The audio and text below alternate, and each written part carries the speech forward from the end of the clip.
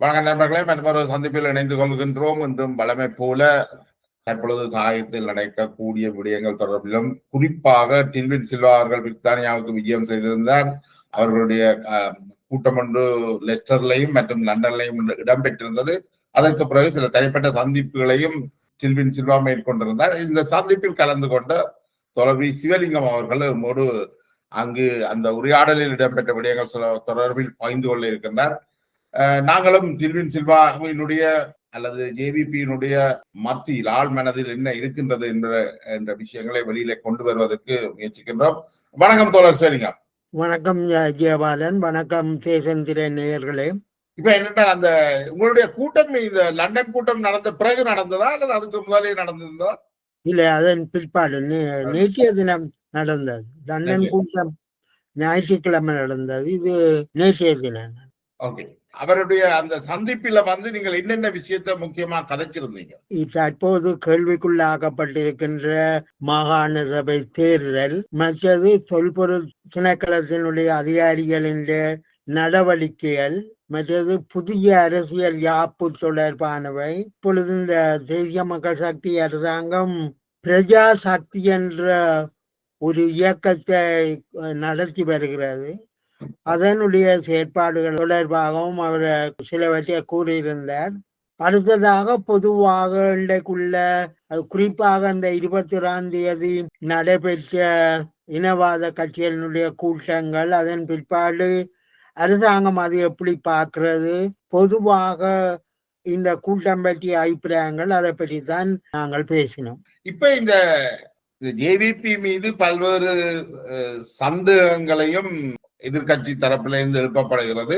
அது மக்களையும் சென்றடையுது. அந்த சில கேள்விகள், குறிப்பாக இந்த மாகாண சபையில ஜேவிபியுடைய நிலைப்பாடு என்ன? ஏன்னா ஜேவிபி தாங்கள் தமிழ் மக்கள் ஏற்றுக்கொண்ட அந்த மாகாண சபையை நாங்கள் நிராகரிக்க போறேன் என்று அடிக்கடி தெரிவித்து வருகிறோம். ஆனால் மாகாண சபை தேர்தல் நடத்தப்படுறதுக்கான வாய்ப்பு இப்ப இருக்கிற மாதிரி தெரியல. அப்ப இது ஒரு சந்தேக கண் கொண்டு பார்க்கப்படுது. அதுக்கு என்ன சொல்லுகிறார்கள்? இப்பொழுது ஊடகங்களிலும் மற்றும் அரசியல் பிரமுகர்களும் தேசிய மக்கள் சக்தி அரசாங்கம் மாகாண சபை தேர்தலை நடத்தாது, அது சொல்வது போல் செய்ய போவதில்லை என்கின்ற சந்தேகங்கள் இருந்த நிலையிலே தான் நாங்கள் அந்த கேள்வியை அவரிடம் கேட்டிருந்தோம். இதை நாங்கள் சற்று ஆழமாக பார்க்கணும் என்றதான் என்னுடைய விருப்பமும். நான் இதை தெளிவாக விளங்கப்படுத்துகிறேன். அவருடைய கருத்துப்படி தேர்தல் முறை தொடர்பான மாற்றங்கள், அவை தொடர்பான சட்ட மூலங்கள் எல்லாம் கடந்த அரசு காலத்திலே தான் எடுக்கப்பட்டது. எனவே அவர்கள் தங்களுக்கும் இந்த தேர்தல் முறைகளுக்கும் பாரிய தொடர்புகள் இருக்கவில்லை என்றும், தாங்கள் கடந்த கால சட்ட மூலங்களுடைய அடிப்படையில தான் தேர்தலை நடத்துறதுக்கு உத்தேசித்திருந்த நிலையில எல்லை நிர்ணயம் தொடர்பாக பாராளுமன்றம் நிராகரித்ததை தொடர்ந்து தேர்தல் வைக்க முடியாத ஒரு சூழல் ஏற்பட்டிருக்கு. அப்ப இது ஒரு சட்ட பிரச்சனை என்ற காரணத்தினால ஆரம்பத்தில சுமந்திரன் அவர்கள் தனிநபர் பிரேரணையை கொண்டார். அதை ரணில் விக்ரமசிங்க காலத்தில் அது இல்லாமல் போனது. பின்னர் சாணக்கியன் அவர்கள் அதே பிரேரணையை கொண்டார். அதுவும் ஏற்கப்படாத ஒரு சூழல்ல தான் இந்த பிரச்சனைகள் வந்திருக்கு. சாணக்கியனுடைய பிரேரணையை ஏற்றுக்கொள்ள என்னன்னா, இது அந்த பிரேரணையோட அவைகள் என்ன சொல்லி நம்மா பிரேரணையோட சில பிரச்சனைகள் உள்ளடக்கப்படாமல் இருக்குது. அந்த பிரேரணை வந்தா அந்த தேர்தலில் பெண்களுக்கான 25% இடம், 40% இளைஞர்களுக்கான இடம், இப்படி பல பிரச்சனைகள் கட்சிகள் மட்டத்தில். அது மட்டுமல்ல, இன்னொன்று 60-40 என்ற வீதத்தில அங்க 60% தேர்தல் முறை, 30-40% வீதாசார பிரதிநிதித்துவம் என்றதிலையும் கட்சிகளுக்கு இடையில பெரிய ஆர்வம் இருக்கேன் என்றும், இந்த நிலைமைகளாலதான் இந்த கிறுக்க நிலைமை போனதென்றும், எனவே இது இந்த சட்ட சிக்கல்கள் இருக்கிறதால தாங்கள் என்ன செய்திருக்கிறோம் என்றால், சட்டமா அதிபரிடம் இந்த மாதிரியான இறுக்கமான நிலைமையில இருந்து அடுத்த கட்ட நகர்வு என்னன்றதுக்கு சட்ட ரீதியான ஆலோசனையை தரும்படி தாங்கள் சட்ட அதிபரை கேட்டிருப்பதாக. அப்ப நாங்கள் வேறு ஏதாவது உதாரணமாக எல்லை நிர்ணயம் செய்யப்பட்டால் எல்லை நிர்ணயம் முடிவு செய்வதற்கு 2 வருடங்களுக்கு மேலே செல்லும் என்று மஹிந்த தேசப்பிரியா அவர்கள் கூறுகிறார்.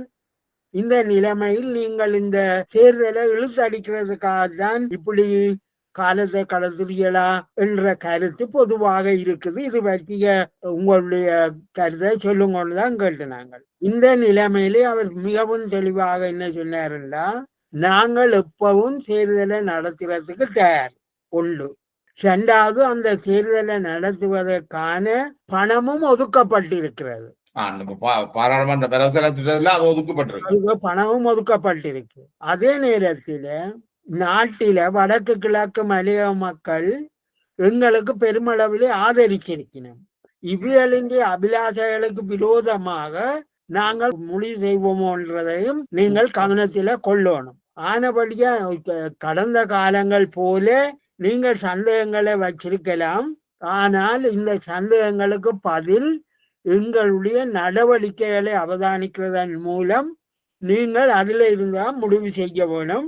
உதாரணமாக, இனவாத சக்திகள் முன்னர் போல இப்ப செயற்பட முடியாத நிலை இருக்கிறத நீங்கள் அவதானிச்சீங்கள் என்றால், நாங்கள் எவ்வளவு தூரம் எதை தீர்மானிச்சோமோ அதை செய்யறதுல நாங்கள் மிகவும் கவனமாக இருக்கிறோம் என்றது அவர் இந்த மாதிரி, அதாவது இந்த இதுல மிக தெளிவாக அவர் குறிப்பிட்ட என்னென்னா, சட்டம் அதிபரின் ஆலோசனைக்காகத்தான் நாங்க காத்திருக்கிறோம்.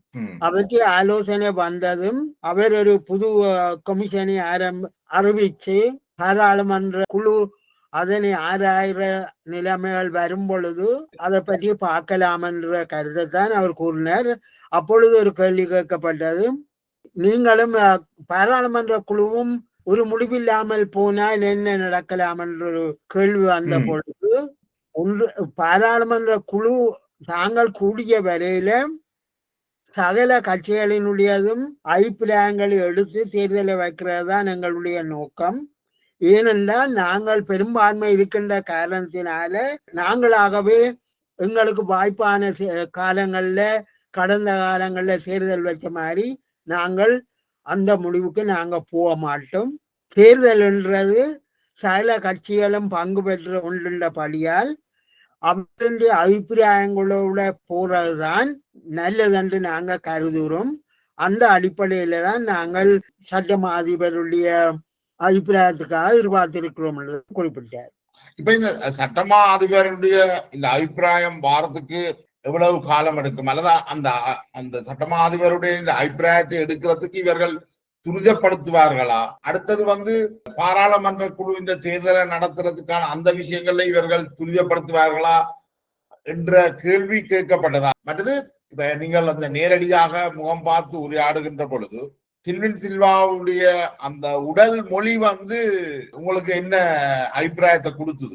முதல்ல உங்களோட கேள்விக்கு பதில் என்னன்னா, இதே இந்த சட்டமா அதிபர் திணைக்களம் அவ்வளவு காலம் எடுக்கும் போக்குவரத்து சொன்ன பொழுது அவற்றைய கருத்து என்னென்னா, நாங்கள் நீதித்துறையில தலையிட போவதில்லை. சட்டமா அதிபர் திணைக்களம் இதை இப்ப சொல்லுதோ நாங்கள் அதுக்கு தயாரா இருக்கிறோம்.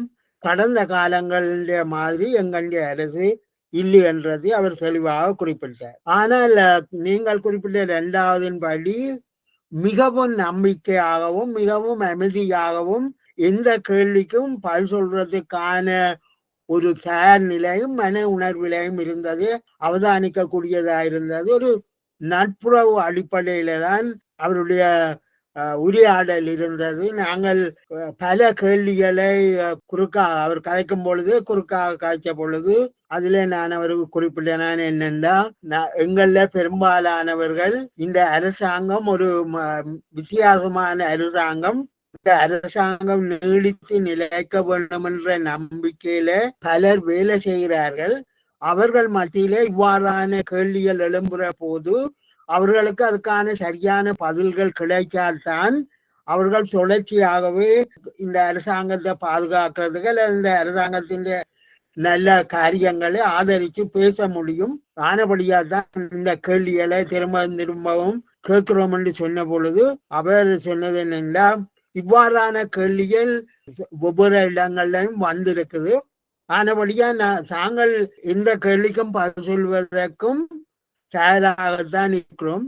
நீங்கள் சந்தேகப்படலாம், ஆனால் எங்களுடைய செயல்கள் தான் அந்த சந்தேகங்களுக்கு பதில் என்று அவர் சொல்லுகிறார். இந்த அரசியல் அமைப்பு திருத்தத்துல தமிழ் மக்களுடைய அரசியல் உரிமைகள் விடயத்துல எவ்வாறான ஒரு அதிகார பரவலாக்களை அவர்கள் கொண்டு வருவார்கள் என்று காய்ச்சிருப்பீர்கள் நினைக்கிறேன்.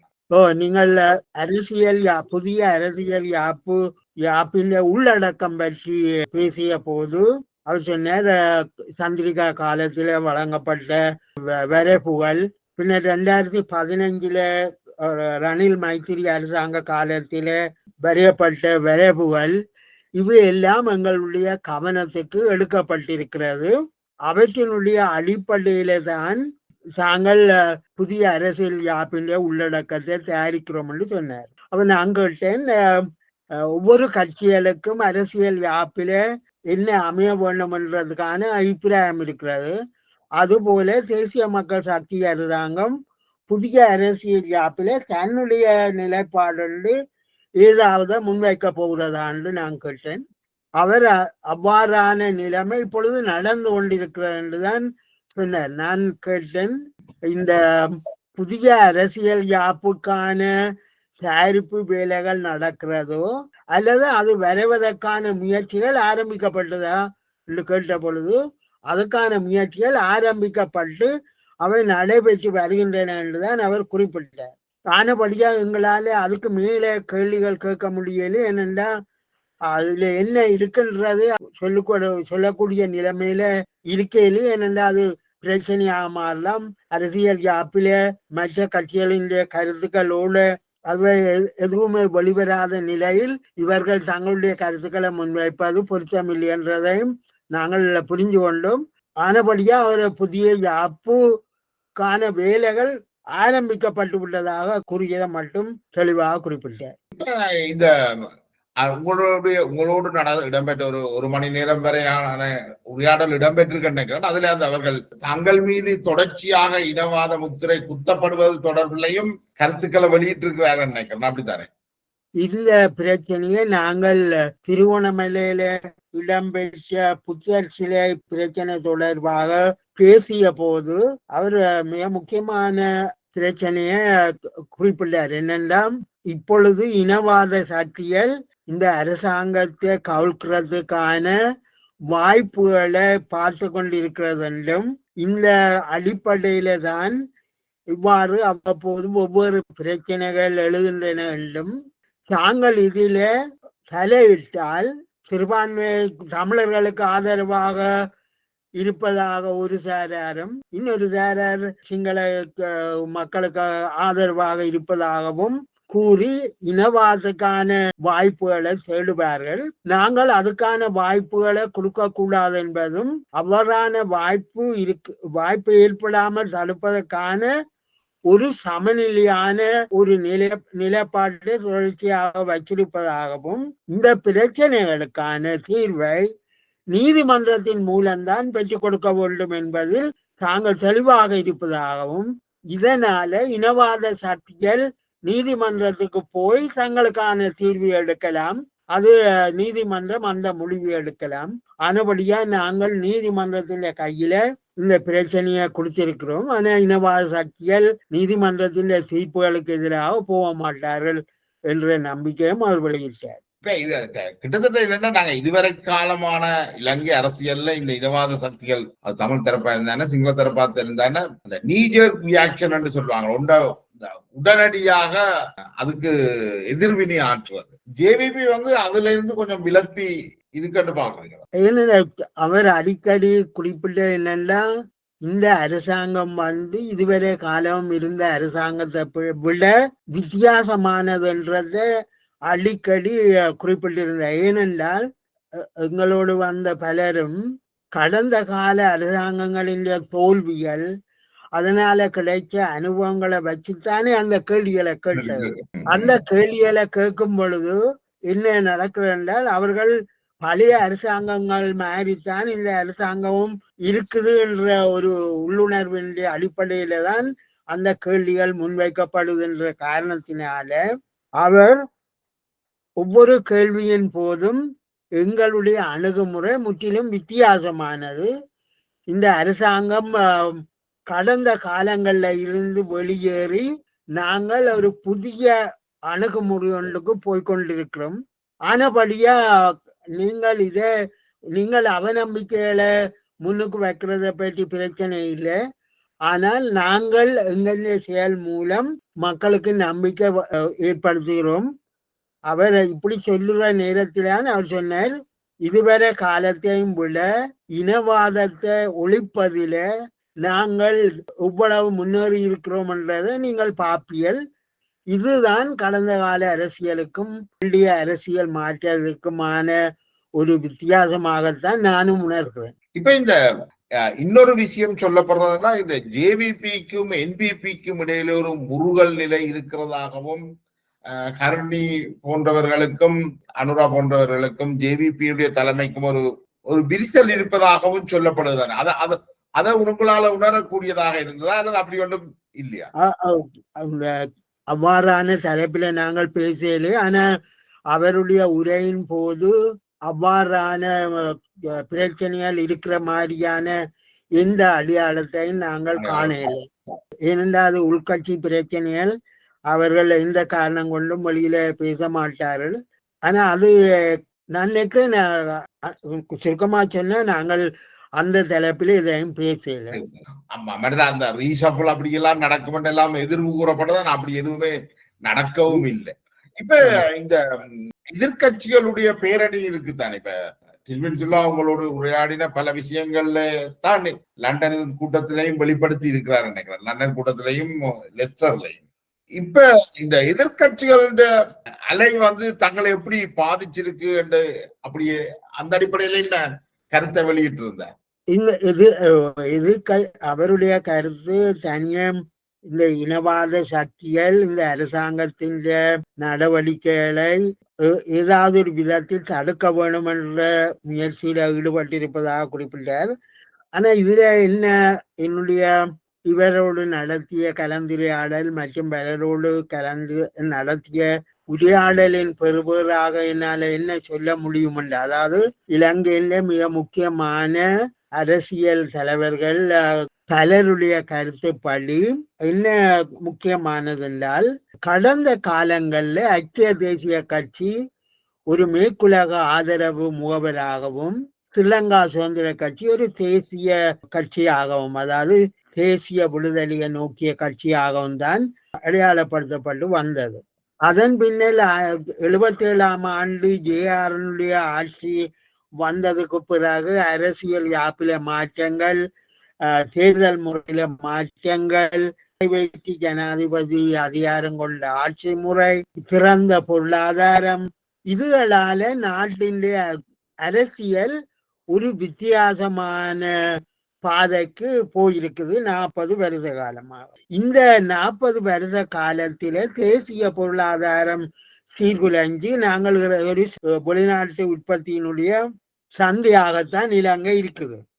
இந்த நிலைமையில நாட்டில உள்நாட்டு உற்பத்திகளும் இல்லாமல் போய் வெளிநாட்டு வருமானம் என்றது முக்கியமான தேயிலை ரப்பர் பொருட்களின் ஏற்றுமதியும் உல்லாச பயணிகளுடைய வருகையால வார வருமானமாகத்தான் இருந்தது.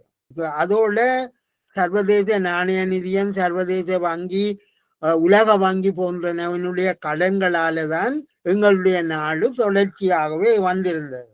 இப்பொழுது ஆய்வாளர்களுடைய கருத்துப்படி இந்த தேசிய மக்கள் சக்தி அரசாங்கம் வந்ததன் பின்னர் ஒரு புது அரசியல் மாற்றத்தை அவர்கள் அடையாளப்படுத்தினர். உதாரணமாக 2022ஆம் ஆண்டு கோத்தபாய ராஜபக்ஷ அவர்கள் பதவியில இருந்து சுரண்டப்பட்டதன் பின்னர் ரணில் விக்ரமசிங்க அவர்களை பிரதமராக நியமித்த வேளையில அது ஸ்ரீலங்கா சுதந்திர கட்சி ரணில் விக்ரமசிங்காவை பிரதமராக மாற்றியதன் மூலம் இந்த கடந்த காலங்கள்ல ஐக்கிய தேசிய கட்சி ஏகாதிபத்திய சக்தியாகவும் ஸ்ரீலங்கா சுதந்திர கட்சி மற்றது ஸ்ரீலங்கா பொதுஜன பெரமுன போன்றவர்கள் தேசிய சக்திகளாகவும் இருந்த அந்த பாகுபாடு இல்லாமல் போய் இப்பொழுது ஒரு உறவு நிலை வந்திருக்குது என்றும், இப்பொழுது அதாவது இந்த 21ஆம் தேதி நடைபெற்ற கூட்டத்தின் பின்னணியிலே அவை என்னென்று பார்க்கணும் என்றால், ஏகாதிபத்திய சக்திகளும் தேசிய சக்திகளும் இனவாத சக்திகளும் கிரிமினல் கூட்டங்களும் ஒரு அணியாக வந்திருப்பதாக அவர்கள் கூறுகிறார்கள். ஏனென்றால் மத்தியில் ஒரு இடதுசாரி அடிப்படையிலான ஒரு பலமான ஒரு ஜனநாயக அரசு தோற்றம் பெறும் பொழுது இந்த இனவாத சக்திகள் ஏகாதிபத்திய சக்திகள் இவைகளுக்கு இது ஒரு இளைஞலாக இருக்கிறதால அவர்கள் தேசிய பாதுகாப்புக்கு ஆபத்து வந்துட்டு, பௌத்தத்துக்கு ஆபத்து வந்துட்டு, இப்படியான கோஷங்களை முன்வைத்து இந்த அரசாங்கத்தை கவிழ்க்க பார்க்கணும்.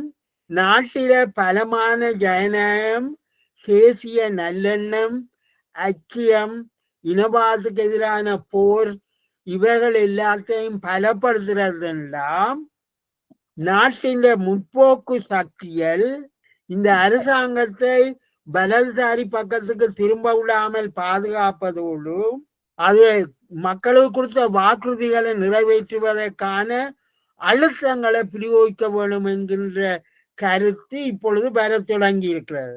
இந்த நாங்கள் நடத்திய உரையாடலின் போது இந்த அரசாங்கம் 5 வருஷத்துக்கு தான் தெரிவு செய்யப்பட்டிருக்கிறது. ஆனால் இந்த அரசாங்கம் எடுத்திருக்கிற நடவடிக்கைகள் 5 வருஷத்துல முடிய போற காரியங்களாக இல்லை. இவர்களுக்கு இன்னும் 10-15 ஆண்டுகள் கொடுத்தால்தான் அவர்கள் எதிர்பார்க்கிற அந்த திட்டங்களை நிறைவேற்ற முடியும்.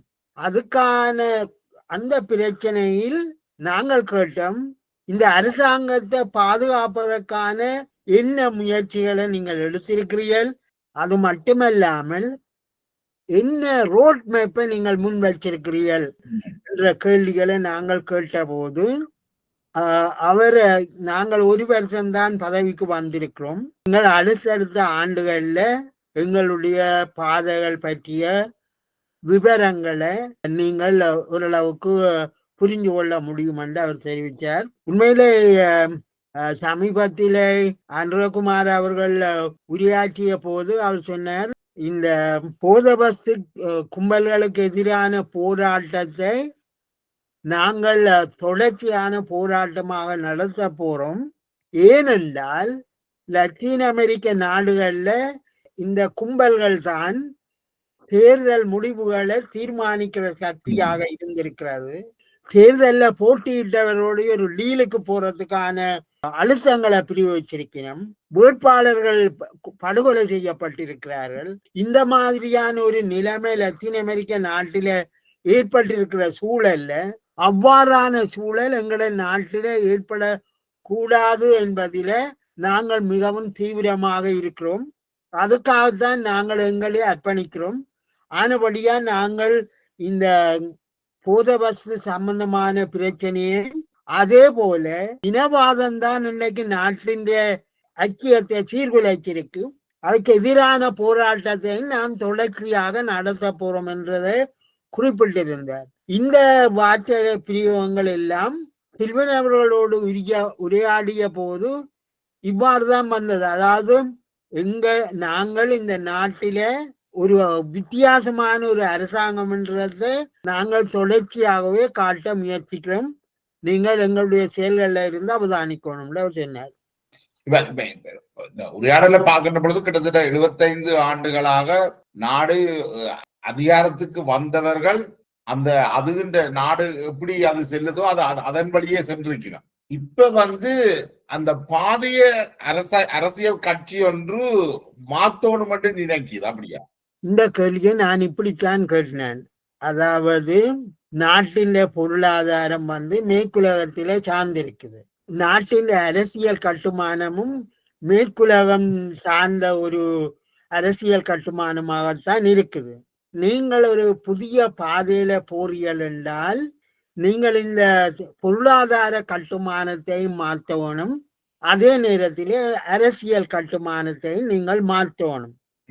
இந்த கடந்த கால அரசாங்கங்கள் பிரித்தானிய அரசாங்கம் இலங்கை ஆண்டபோது இவ்வாறு சமூகங்களை பிரித்து ஆண்டுதோ அதுபோல ஒரு ஆட்சிதான் கடந்த காலங்கள்ல இலங்கையில இருந்திருக்கு. இந்த நிலைமையில இருந்து மாற்றத்துக்கான வழிமுறைகள் உங்கள்ட்ட இருக்குன்றதை நான் கேட்ட போது அவர் அந்த கேள்வியை கவனமாக கேட்ட பிறகு தலையாட்டிக்கொண்டே அவர் சொல்லிச்சது, நீங்கள் அடுத்தடுத்த ஆண்டுகள்ல இதை நீங்கள் பார்க்கலாம் என்று அவர் குறிப்பிட்டார்.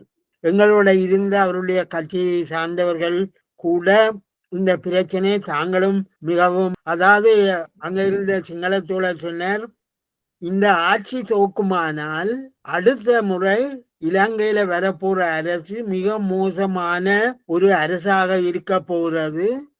இந்த மாதிரியான நிலைமை ஏற்படாமல் தடுக்கிறதுக்கு நீங்கள் ஒரு முக்கியமான திட்டங்களை வகுக்க வேண்டும் என்று தாங்கள் கட்சிக்கு சொல்லி இருப்பதாக அவர்கள் குறிப்பிட்டார்கள். இப்ப அரசாங்கம் குறிப்பாக அந்த ஜேவிபி என்பிபி அந்த கூட்டு பிரஜாசக்தி என்ற ஒரு அமைப்பை கீழ்நிலையிலே ஆரம்பிக்கணும்னு நினைக்கிறேன். அது நினைக்கிறேன் ஒவ்வொரு பிரதேச செயலக பிரிவுக்கும் ஆரம்பிக்கணும். அது முடிவா நயனாதிபதி தெரியல, ஒரு தீவு பகுதியில தான் ஆரம்பிக்கப்பட்டு இருக்குது.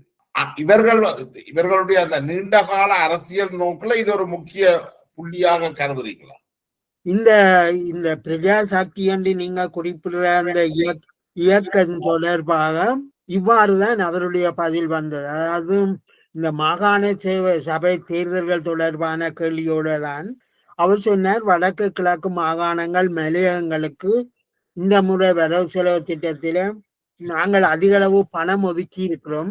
இந்த பணம் கீழ் மட்டத்தில தான் அதனுடைய பயன்பாடு இருக்கணும். நாங்கள் தெரு வீதிகள், அதாவது மன்னர் தீவு பகுதி போன்ற பல இடங்கள்ல அதனுடைய தெருவீதிகளை நவீனமயமாக்க நாங்கள் முயற்சிக்கிறோம்.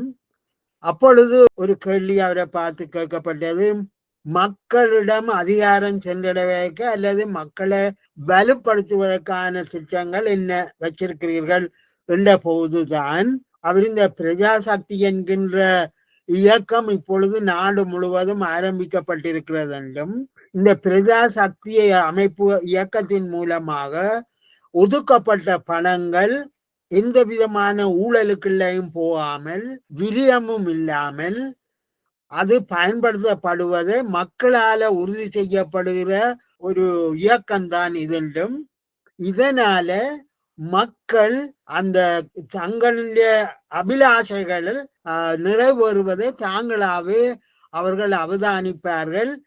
இதனைத்தான் நாங்கள் மக்களை வலுப்படுத்துகிற பிரஜாசக்தி இயக்கம் என்றதாக அவர் அதை விளங்கப்படுத்தினார். இப்ப என்ன ஜேவிபி உரையாடல நாங்க நிறைவுக்கு கொண்டு வரலாம் நினைக்கிறேன். ஜேவிபியினுடைய இருப்பு சில வாரங்கள் சில மாதங்கள் சில என்று சொல்லி இருந்து இப்ப ஒரு ஆண்டு தாண்டிட்டு, இப்ப டில்வினுக்கு ஒரு நம்பிக்கை இருக்கா இந்த ஆட்சி 5 ஆண்டுகளை முடித்து அதுக்கு அப்பாலும் தொடரும் என்ற நம்பிக்கை அவருடைய அந்த உரையாடல்ல தெரியுதா, அல்லது அவர்கள் இன்னும் ஒரு ஆபத்தான சூழல்ல தான் இருக்கிறார்களா? நீங்கள் சொன்னது போல முழு நம்பிக்கை அவருக்கு இருக்கிறது. அதாவது மக்கள் எப்போதும் தங்களோட தான் நிற்பார்கள். ஏனென்றால் கடந்த கால அனுபவங்களோடு ஒப்படைக்குள்ள ஒரு ஊழல் இல்லாத அரசு, மக்கள் அரசாங்கத்தின் பலன்களை நேரடியாக அனுபவிப்பதன் மூலம் திருப்தி அடைவார்கள். ஆனபடியால் மக்களுக்கும் அரசாங்கத்துக்கும் இடையிலே ஒரு நெருக்கமான உறவை எப்போதும் வச்சிருப்போம். ஆனபடியா மக்கள் மீது எங்களுக்கு நல்ல நம்பிக்கை இருக்கிறது. ஆனபடியாத்தான் நாங்கள் கீழ்மட்டம் வரையும் சென்று மக்களை வலுப்படுத்தி வரோம் என்று அவர் குறிப்பிட்டார். அதனுடைய அவர்களுக்கு அசையாத நம்பிக்கை இருக்குது. அது நாங்கள் ஏற்றுக்கொள்ளக்கூடியதான். ஏனென்றால் அவர்கள் 66ஆம் ஆண்டு இந்த ஜேவிபி இயக்கத்தை ஆரம்பித்தவர்கள். இன்றைக்கு 60 வருஷங்கள் ஆகிவிட்டது. இந்த 60 வருஷங்களில அவர்கள் பொறுமையாக இருந்து மக்களுக்குள்ள வேலை செய்த காரணத்தினால்தான் இன்றைக்கு அதிகாரத்துக்கு வந்திருக்கணும். ஆனா இதே ஆண்டு கால பகுதியில தமிழக கட்சி வந்திருக்குது. ஆண்டு காலத்துக்கு முதலே தமிழக கட்சி, சுதந்திர கட்சி, ஐக்கிய தேசிய கட்சி, இவைகள் எல்லாம் காலாவதி ஆகி போற கட்சிகளாக அது மட்டுமல்ல மஹிந்த தலைமையிலான பொதுஜன பெரமுன சில வருஷங்களுக்கு முன்னர் தான் தோற்றம் பெற்றது. அந்த கட்சியை மக்கள்ல இருந்து அந்நியப்பட்ட நிலையில இவர்கள் மக்களுடைய ஆதரவை வெண்டு வாரதுக்கான பிரதான காரணம் இவர்கள் மக்களோடு தான் இருக்கிறார்கள். அதனாலதான் மக்கள் அவர்கள் மீது நம்பிக்கை வச்சிருக்கிறார்கள் தான் நான் நினைக்கிறேன். தென்பகுதியில போல வடபகுதியிலையும் தமிழ் தரப்புகளும் ஆயுத போராட்டம், விடுதலை போராட்டம், மக்களுக்கான போராட்டம் என்றெல்லாம் சொல்லியும், ஆனால் அவர்களும் ஒரு அடி கூட முன்னுக்கெடுத்து வைக்கலாமல் போயிட்டு. இது தொடர்பாக சமீபத்தில் வாசுதேவன் நாணயக்கார் அவர்கள் இந்த பிரச்சனை தொடர்பாக குறிப்பிடும் போது அவர் சொன்னார், 77ஆம் ஆண்டுக்கு பிறகு, அதாவது ஜேஆர் அவர்களுடைய முதலாவது ஆட்சி, அதாவது புதிய குடியரசு யாப்போடு வந்த ஆட்சிக்கு பிற்பாடு கட்சிகளுக்கும் மக்களுக்கும் இடையிலான தொடர்பு படிப்படியாக இல்லாமல் போயிட்டது. பதிலாக என்ன நடந்திருக்குன்னா, அவர்கள் முகவர்களை தான் அங்க வச்சிருந்திருக்கிறார்கள். அவைகளுக்கு ஒரு ஏஜென்ட் இருப்பர், அவர் தான் வாக்கு வங்கியை சேகரிப்பர். இந்த வேட்பாளர்கள் யாரும் போற இல்லையா. இது காலப்போக்கில இந்த ஏஜென்சி பொலிட்டிக்ஸ் இல்லாமல் போறதுக்கு காரணம் அதாலதான் ஸ்ரீலங்கா சுதந்திர கட்சி, ஐக்கிய தேசிய கட்சி எல்லாம் அந்நியப்படும் பொழுது 2022ஆம் ஆண்டு மக்கள் இந்த கட்சியை தங்களை ஏமாத்தி போட்டுதுன்ற ஒரு குழப்ப நிலையில இருக்கல, மக்களுக்கு மத்தியில இருந்து ஒரே கட்சி ஜேவிபின்ற காரணத்தினால தான் அவர்களை தேர்ந்தெடுத்திருக்கிறார்கள். ஆனபடியினால அவருடைய கருத்துப்படி இதொரு ஒரு நல்ல வாய்ப்பு தான் அவர் குறிப்பிடுறார். ஆனபடியா நீங்கள் சொன்னது போல இந்த தமிழ் பகுதியில இருக்கிற கட்சிகள், சிங்கள பகுதியில இருந்த பழைய கட்சிகள் எல்லாமே இனிமேல் காலூன்றுவதற்கான வாய்ப்பு மிகவும் குறைவுண்டுதான் நான் நினைக்கிறேன். இப்ப நினைக்கிறேன் அந்த உரையாடல நீங்கள் விடுதலை புலிகள் ஒரு அரசியலுக்குள்ள வாரது பற்றியும் பேசினீங்களா? அப்படி ஒரு கேள்வியும் வந்திருந்ததா? இல்ல, விடுதலை புலிகள் சம்பந்தமாக நாங்கள் இதையும் பேசல. அவர் அன்று நடந்த ஆர்ப்பாட்டம் தொடர்பில் அவர் ஏதாவது கருத்துக்களை வெளியிட்டு இருந்தார்?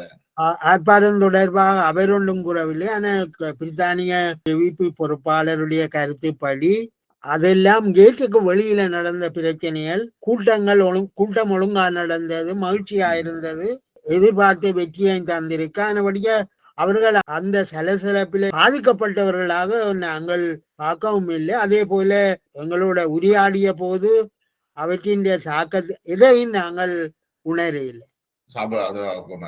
இப்ப சிறுபான்மை சமூகங்கள், தமிழ், முஸ்லிம், மலைய தமிழ் சமூகங்கள் பற்றின ஜேவிபியினுடைய உணர்வுகள் எப்படி இருந்தது என்றதோட நான் நினைக்கிறேன் இந்த முடிவு கொண்டு வரலாம். இதுதான் ஒரு முக்கியமான கேள்வியும். இது பொதுவாகவே இந்த அரசாங்கம் மாகாண சபை தேர்தல் சம்பந்தமாக வார விவாதங்கள் எல்லாம் ஜேவிபியை நம்பலாது என்கின்ற ஒரு விவாதம் தான் முன்னுக்கு வைக்கப்படுது. அவர்கள் மாகாண சபையை இல்லாமல் பண்ணி போடுவார்கள் என்று. ஆனால் அவருடைய உரையின் ஒரு முக்கியமான பகுதியாக அவர் என்ன சொல்றாருன்னா, வரலாறு காணாத வகையில எங்களுக்கு நாட்டின் தேசிய சிறுபான்மையினங்கள் ஆதரித்த நிலையில அவர்களுடைய நலன்களுக்கு எதிராக நாங்கள் போவோம் என்று நீங்கள் நம்புறீங்களான்ற கேள்வியைத்தான் அவர் எங்களை பார்த்து கேட்கிறார். ஆனபடியா அந்த கேள்வியை கேட்கின்ற பொழுது அவர் என்ன சொல்றது, மிக வெளிப்படையாக கேட்கிறாரா? உள்ளுக்கு அவர் வேறொன்றும் எதிர்பார்க்கலையா? அல்லது அவருடைய உடல் மொழியும் அதை சொல்லுதா? அப்படி அவர்கள் அதில ஒரு பெருமையாக இருப்பதாகத்தான் தெரிகிறது. முதல் முறையாக இந்த தேசிய சிறுபான்மை இனங்கள் தங்களை அடையாளப்படுத்தி தங்களோட இணைஞ்சது தங்களுக்கு பெருமை தருவதாகவும், அது தாங்கள் எதிர்பார்த்ததை விட பெரிய அளவு ஆதரவு என்றதையும் அவர்கள் அதை பெருமையாக கொள்கிறார்கள். அதை பாதுகாக்க வேண்டும் என்றதான் அவர்களுடைய அடிப்படை உணர்வாகவும் தெரியுது. நினைக்கிறேன் அந்த புள்ளியோட நாங்கள் இந்த நீண்ட உரையாடலை முடிவு கொண்டு வரலாம். ஏதாவது குறிப்பாக நீங்க சொல்ல இருக்க அந்த சந்திப்புல நீங்கள் ஏதாவது சாராம்சமாக சொல்றதா இருந்தா, நாங்கள் அவரை சந்திக்க போனவர்கள் எல்லாருக்கும் ஒரு தெளிவான, அதாவது இந்த குறிப்பாக இந்த மாகாண சபை தேர்தல் தொடர்பாகவும் இந்த அரசாங்கத்தின் எதிர்கால திட்டங்கள் தொடர்பாகவும் ஒரு காத்திரமான சந்தேகங்களோடு தான் நாங்கள் போனாங்கள். ஆனால் அவருடைய பதில்களின் வெளிப்படுத்திய நம்பிக்கைகளும் மற்றது தொடர்ந்து வேலை செய்யக்கூடிய வாய்ப்பும் இருப்பதாகத்தான் நாங்கள் பார்க்கிறோம். அதாவது தொடர்ந்து உரையாடக்கூடிய வாய்ப்பு இருக்கிறது. நாங்கள் உதாரணமாக தொல்பொருள் ஆராய்ச்சி அகழ்வு திணைக்களத்தின் பிரச்சனைகள் சம்பந்தமாக குறிப்பிட்ட போது அவர் குறிப்பா ஏதாவது பிரச்சனைகள் இருந்தால் நீங்கள் என்ன எழுதி தாருங்கோ, நான் அதுக்குரிய நடவடிக்கை எடுக்கிறேன் என்ற சொல்லேக்கிலேயே அவருக்கு எங்களுக்கு தெரியுது இது பெரிய தொந்தரவாக இருக்க போகுது, இதை நாங்கள் கையாளவே வேணும். நீங்க அப்ப அவர் என்ன பாக்குறாருன்னா கையில தாருங்க, நான் அதை கட்டாயம் பாக்குறேன் என்றது போல ஒரு நிலைமை வந்துட்டு. ஏன்னா அவர்களும் இந்த இனவாத சக்திகளை தோற்கடிக்கிறதுக்கான போருக்கு தயாராகி வார நேரத்தில இந்த மாதிரியான நிலைமைகள் ஏற்படக்கூடாதுன்றதிலே அவர்கள் கவனமாக இருக்கிறதை நான் அவதானிக்கக்கூடியதா இருந்தது. ஆனபடியா இந்த அரசாங்கம் நடத்த போற புதிய போராட்டத்தில சகலரும் இணைந்து கொள்ள வேண்டும் என்ற ஒரு உணர்வு தான் எனக்கு அப்பொழுது ஏற்பட்டது. நான் அந்த புள்ளியோட இந்த நீண்ட உரையாடலை முடிவு கொண்டு வரலான்னு நினைக்கிறேன். உங்களுடைய நேரத்தை ஒதுக்கி உங்களோடு இணைந்து கொண்டமைக்கு மிக்க நன்றி தோழர். சரிங்க, இந்த வாய்ப்பை தந்த உங்களுக்கும் தேசேந்திர நேயர்களுக்கும் நன்றி.